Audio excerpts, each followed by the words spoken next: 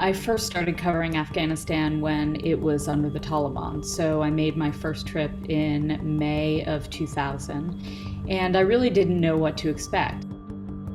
As an American woman, I needed a guide, a male guardian, to sort of take me around, and photography was illegal. I was able to link up with UNHCR, and they ushered me around the country. I went to Ghazni, Logar, Wardak, Nangarhar, and Kabul. And really, it was astonishing. I had never been to a place like that where women had almost no rights. Every form of entertainment for both men and women was illegal. There was no television, no music, no films. Women and men who were not blood relatives were not allowed to meet, and it was just really oppressive.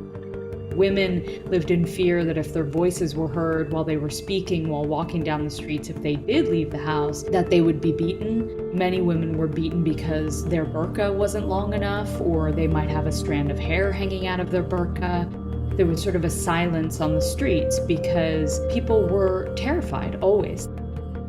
As a woman, I was able to sort of travel around with my cameras hidden in my bag. I was able to meet with women in their homes and photograph them in secret. I was able to go into girls' schools and see girls being taught in the villages and basements and wherever any sort of brave Afghan family could hide a school inside their home. Most of the educated Afghans had left. There were a few women doctors working in the women's hospital, but essentially it was a broken state. I fast forward to all the sort of subsequent trips I've made in the last 20 years where I essentially watched Afghan women blossom. As journalists, as doctors, as politicians, parliamentarians.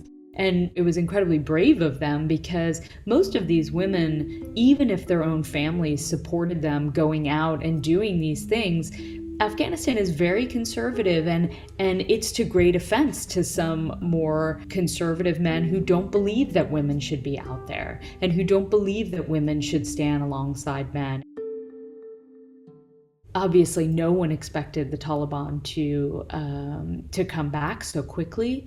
And suddenly, all of these women who have spent the last 20 years finding their voice, defining themselves as women and as Afghans, are terrified. They are scared to go on the streets. If you look at all of the images coming out of Afghanistan over the last 2 days, you have to look very hard to find one or two women out in public. If you think about the fact that many of these women have memories of what it was like under the Taliban, and the younger women, perhaps they were children at the time, or 9 or 10, now they're 30-year-old women who have spent the last 20 years being able to be out on their own or, working. They remember those days, and they are terrified about the Taliban being back, and all they can think about is retaliation for the fact that they have been independent and they've been out and they've been working and doing all of these things that were forbidden under the Taliban. The Taliban held a press conference today. They are trying very hard to show the international community that they are not the same Taliban as before. They said, we will allow women to stay in school, we will allow women to work, but with the parameters that these privileges would be afforded under their interpretation of Sharia law, the most extreme version of Islamic law. To me, when I watch that press conference, when I watch sort of the things the Taliban is saying, there's a lot of room for interpretation, and that gives me pause. I think young women, they didn't live under the Taliban, or they wouldn't remember, and I think they are probably feeling the fear of their parents. I think no one really knows what will happen if they try to test those boundaries. I know that some journalists with Tolo TV, they were out there. One of them interviewed a Taliban today, which is amazing. I think they are trying to see if they really can exercise their rights as women. But I think also the Taliban is sort of on its best behavior right now. So they know the international community is watching, but what will happen when the United States and every other country has already extricated every single one of their nationals and the Afghans they plan to take, what will happen to the Afghans left behind when it's just the Taliban there to rule them?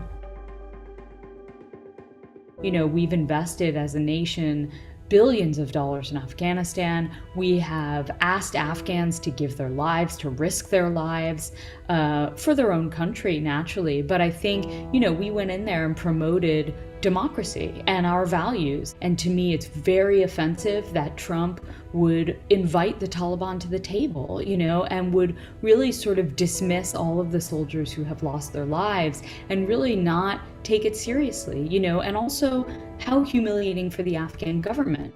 Ultimately, obviously, what happened in the last few months was Biden's call, and I don't believe that Biden couldn't have found a better way to leave Afghanistan. I don't think anyone believes that the United States had to keep troops in Afghanistan forever. I don't think Afghans believe that. But I think that there were so many SIV visas pending, Afghans who worked as translators for the military. There were Afghans who worked with journalists like myself. I mean, I'm sitting here in London trying to figure out how to get my former female translators out of the country because I fear for their lives. And I don't think that it's okay to just leave in the thick of the night because our 20-year commitment is over. It could have been done in a much more strategic way that didn't leave people hanging off of the fuselage of a C-17 aircraft.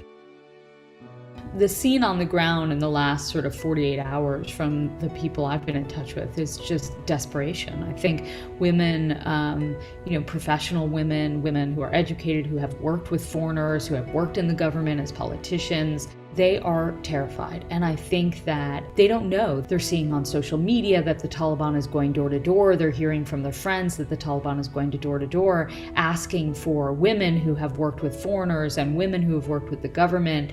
I think some have gone into hiding. Some are just sort of waiting in their houses to see what happens. And some are desperately trying to leave. Really, until today, the borders have been closed. And so Afghans have nowhere to go. So it's essentially just sitting in your house, living in complete fear and imagining the worst.